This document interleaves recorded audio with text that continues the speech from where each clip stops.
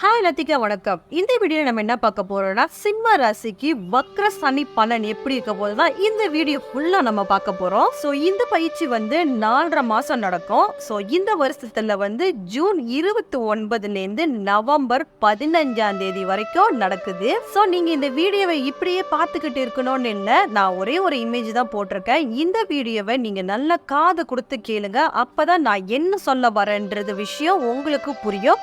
So வீடியோவை skip பண்ணாமல் end வரைக்கும் பாருங்கள். ஏன்னா நீங்கள் முழுசாக பார்த்தால்தான் உங்களுக்கு நான் என்ன சொல்ல வரேன்ற விஷயம் வந்து தெளிவாக புரியும். ஜாதக ரீதியாக பேசினா நிறைய பேத்துக்கு புரியாது, ஆனால் சில பேத்துக்கு புரியும். நான் வந்து எல்லாத்துக்குமே புரிகிற மாதிரி இப்போ பேசுகிறேன் பார்த்தீங்களா, இதே மாதிரி உங்களுக்கு ஈஸியாக நான் சொல்ல போகிறேன்.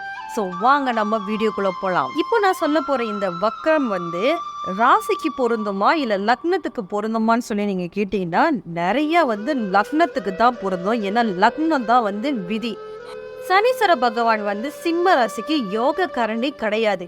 பட் ஆனால் அவர் தான் இவங்களோட லைஃப் பார்ட்னர், ஃப்யூச்சர் லைஃப், இது எல்லாமே சனீஸ்வர பகவானோட இடையூறு இல்லாமல் இருந்தால் தான் அவங்களுக்கு நல்ல பலனை கொடுக்கும். இப்போ இந்த சிம்ம ராசிக்கு 6ஆம் இடத்துக்கு சனி வராரு. 6ஆம் இடத்துக்கு எப்போதுமே சனி வந்தா அது நல்லதுதான். இப்போ உங்களுக்கு சனி வந்து 6ஆம் இடத்துல இருக்காரு. 6ஆம் இடம் முடிஞ்சு 7ஆம் இடத்துக்கு வராரு. ஸோ 7ஆம் இடத்துக்கு வர்ற சனி உங்களுக்கு வந்து நிச்சயம் நல்லது செய்வாரு. இப்போ வந்து உங்களுக்கு திடீர்னு ஒரு சேஞ்சஸ் கொண்டு வருவார். சில பேர்லாம் பார்ட்னர்ஷிப்பில் வேலை செய்வாங்க. ஸோ அதெல்லாமே கொஞ்சம் சேஞ்சஸ் உங்களுக்கு கொண்டு வருவார்.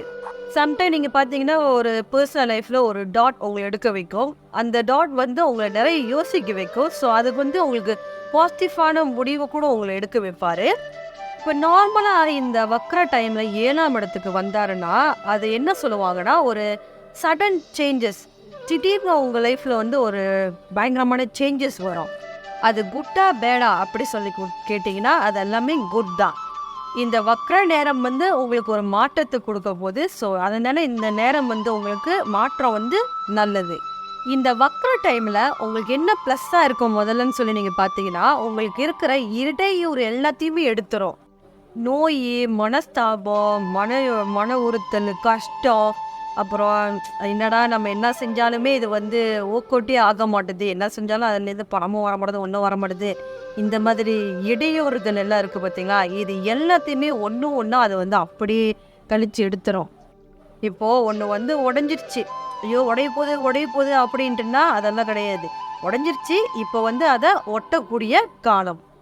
இந்த சனி வக்ர காலம் வந்து உங்களுக்கு ஏற்பட்ட உடைவுகள், உங்களுக்கு ஏற்பட்ட மன கஷ்டங்கள், உங்களுக்கு ஏற்பட்ட ஒரு கசப்பான அனுபவங்கள், அப்புறம் உங்களுக்கு மன கஷ்டங்கள், இது எல்லாத்தையுமே நீங்கள் வந்து ஆல்மோஸ்ட் ஒரு கஷ்டத்தை அனுபவிச்சிட்டிங்க.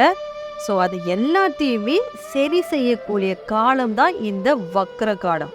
இப்போ சிம்மம் வந்து நீங்கள் உங்களோட ஜாப்பில் இல்லை உங்களோட கெரியரில் வந்து அப்புறம் நீங்கள் இழந்ததை உங்களால் திரும்ப மீண்டு பெற முடியுமா, நீங்கள் இவ்வளோ நாள் எஃபர்ட் போட்டிருக்கீங்க, அதுலேருந்து உங்களுக்கு நல்லது கிடைக்குமா, இப்படி எதிர்பார்த்துக்கிட்டு இருக்கிறதுக்கெல்லாம் இது ஒரு நல்ல காலம்.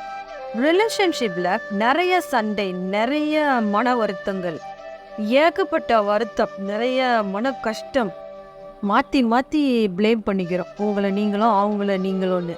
அதெல்லாம் வந்து இப்போ சமாதானமாக ஆகக்கூடிய நேரம். அப்புறம் அந்த கோவத்தோட உச்சம் தான் சில டைமில் வந்து சமாதானமாக அடையிறதுக்காண்டி ஆகும். அந்த மாதிரி இந்த வக்ர காலம் வந்து குடும்ப பிரச்சனைகளை தீர்க்கக்கூடிய நேரம் இது.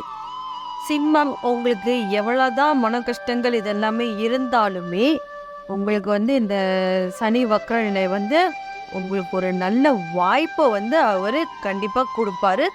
ஸோ நல்லபடி யூஸ் பண்ணிக்கிங்க. ஸோ இப்போ நான் வந்து வக்ர நிலை அப்படின்னா என்னன்னு உங்களுக்கு நான் எக்ஸ்பிளைன் பண்ணிடுறேன். நிறைய பேத்துக்கு தெரியும், சில பேத்துக்கு தெரியாது. ஸோ எல்லாத்தையும் ஈஸியாக புரிகிற மாதிரியே நான் சொல்லிடுறேன்னு. இப்போ இந்த வக்ரம்னா நிறைய பேர் என்ன நினைக்கிறாங்க, இந்த பிளானட் வந்து அப்படி டேர்ன் பண்ணி பின்னாடி நகருது அப்படின்னு நினைக்கிறாங்க. அந்த மாதிரிலாம் அது நகரவே கிடையாது. ஸோ அதை வந்து ஒரு நல்ல டிகிரியில் அவங்க வந்து ஜூம் பண்ணி இந்த மாதிரி பார்த்தாங்கன்னா அது எப்படி ஆகும்னா, இப்போது ஆல்மோஸ்ட் ஒரு லெவலில் அது வந்து மூவ் பண்ணி போய்கிட்டு இருக்கு. ஆனால் அந்த டைமில் வந்து அது லைட்டாக ஸ்டாப் ஆகுது, அதாவது ஸ்லோவாகுது. இந்த ஸ்லோ ஆகுறத நம்ம பார்க்கும்போது அது என்னமோ பின்னாடி வர்ற மாதிரி தெரியுது. அதனால தான் அதை வந்து வக்ரம்னு நினச்சிக்கிறாங்க. அது அப்படியே ஸ்லோவாகிடுது. அந்த நேரத்தில் அது ஸ்லோவாகினதுக்கப்புறம் இப்போ ஒன்று ஸ்பீடாக போயிட்டு இருக்கு, திடீர்னு அந்த இடத்துல ஒரு கட் வைக்கிறாங்க. கட் வச்சானா அங்கே என்ன நடக்குது? ஸோ அதுதான் வக்ர நிலைன்னு சொல்கிறாங்க.